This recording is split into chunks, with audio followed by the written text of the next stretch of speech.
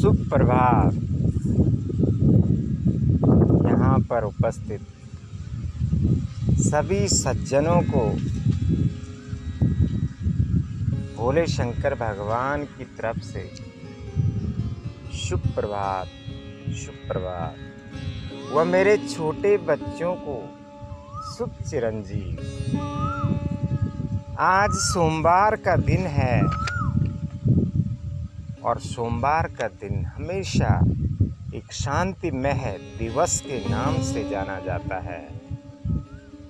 एक शांतिमय दिन के नाम से जाना जाता है।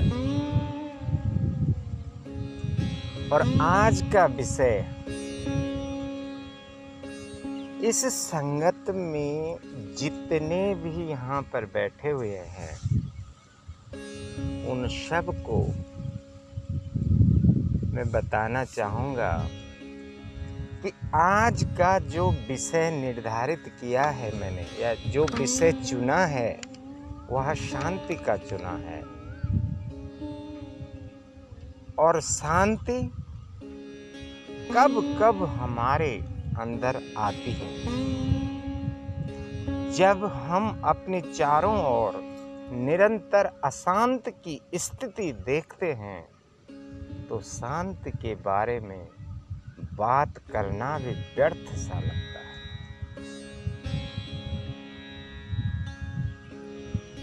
जिस तरह फूलों को देखिए, वे भी इस अशांत वातावरण में रहते हैं और उन्हें भी इस भौतिक जगत की सड़न व प्रदूषण को सहना पड़ता है। लेकिन वे जहाँ भी पाए जाते हैं, चाहे भीड़ भाड़ वाली जगह, सड़क के किनारे, दलदल के पास, मरुस्थल में, कांटों के बीच, कभी कभी गोबर के ढेरों पे भी उग जाते हैं, परंतु वे सदा अपनी सुंदरता नहीं खोते हैं और खिले हुए हमेशा सुगंधित रहते हैं।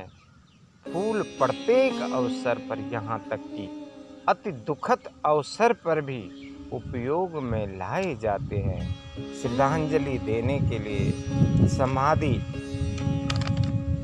पर चढ़ाने के लिए, मंदिर इत्यादि भगवान की प्रतिमा के ऊपर चढ़ाने के लिए हम फूलों का तरह तरह अलग अलग ढंग से, अलग अलग स्थिति में उनका उपयोग करते हैं। इसलिए फूल होने के नाते हमसे यह आशा की जाती है कि आप भी शांति का प्रतीक बने। जिस तरह से फूल सुगंध फैलाए रहते हैं, उसी तरह से आप अपने दिनचर्या में हमेशा शांत रहें, किसी प्रकार का कोई व्यवधान न करें और हर एक से शांति का सागर बनाकर नाता जोड़ें। और शांत स्वरूप ही मनुष्य के लिए परमात्मा की सबसे बड़ी देन है। कहते हैं जो भविष्य था वह अब हो रहा है और जो अब हो रहा है वह अतीत बनता जा रहा है। इसलिए चिंता किस लिए करनी है। जैसे पिछले 1 साल से हम तकरीबन हमेशा कोरोना महामारी के नाम से जूझ रहे हैं, उससे अपना समय व्यतीत कर रहे हैं, उसके दुख सुखों में गड़ के अपना जीवन यापन कर रहे हैं। उसी तरह से किस बात की चिंता करनी है। हर दिन को नया समझ के जियो।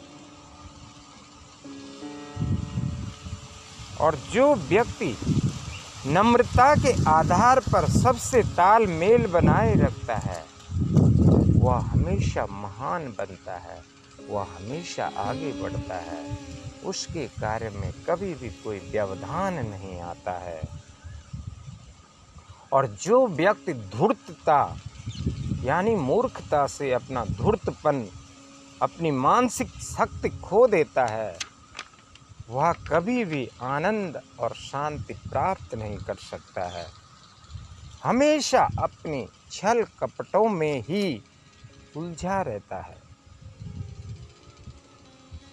इसलिए अगर हमें शांति व सहनशीलता वातानुकूलित बना के रखनी है तो इसी में हमारी उन्नति है।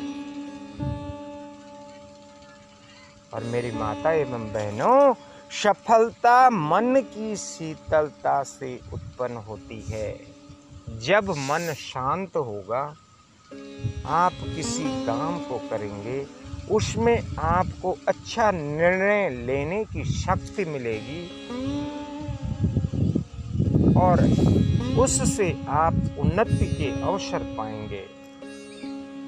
आपने सुना होगा कि ठंडा लोहा ही गर्म लोहे को काट और मोड़ सकता है।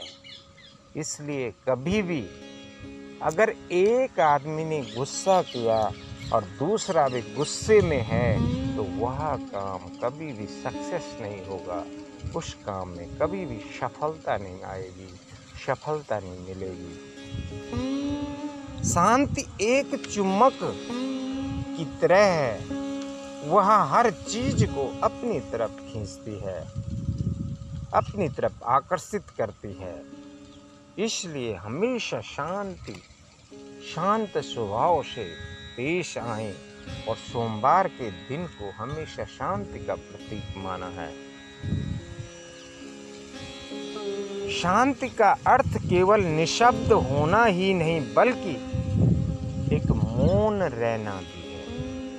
मतलब शांत अगर रहते हैं तो ये नहीं कि आप कोई शब्द ही बोले ना, शब्द न बोलने के साथ साथ मौन रहना भी बहुत बड़ी बात है।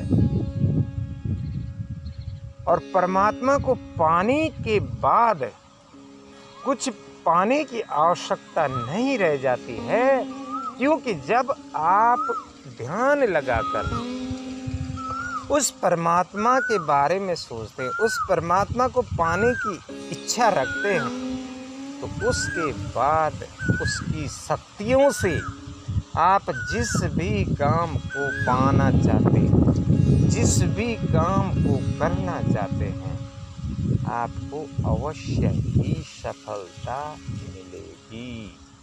यह बात मेरी तरफ से गांठ बांध कर सुन लेना।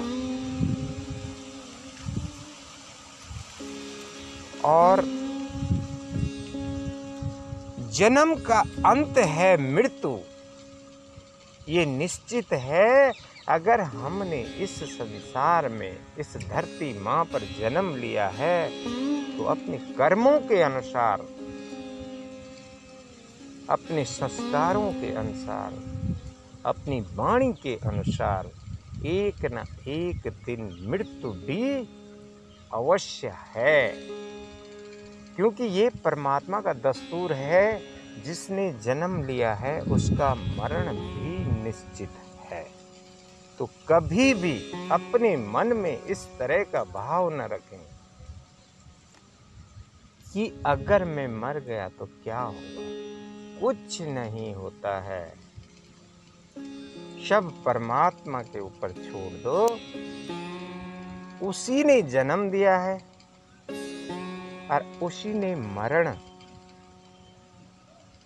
वही मरने के बाद हमें फिर किसी अन्य योनि में जन्म देगा। धन तो कुछ भी नहीं है, धन तो आता है और चंद क्षण में चला जाता है, चाहे किसी बहाने जाए। जैसे माना एक उदाहरण है, एक एग्जाम्पल है कि मेरे पास कहीं से 5 लाख का धन एकत्रित हो गया है, तो निश्चित ही मैं या तो कोई गाड़ी ले लूँगा या कोई मकान के काम में उसका खर्च कर दूँगा या कुछ सोने की चीज़ ले लूँगा।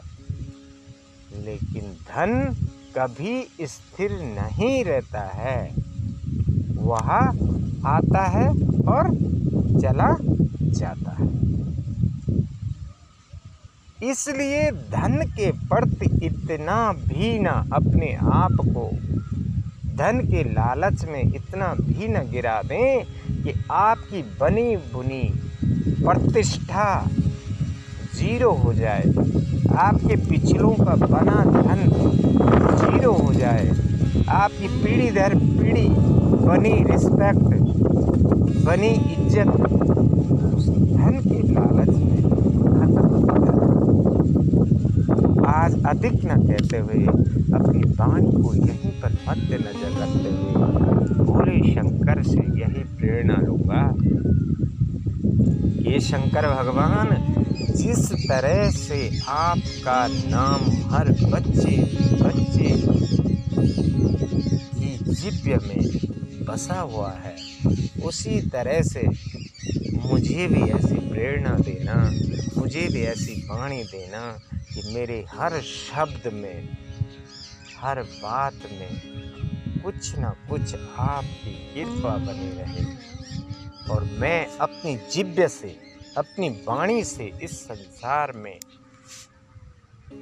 अपने देवी देवताओं का नाम हमेशा उज्जवल बना के रखूं। ओम शांति ही शांति ही शांति।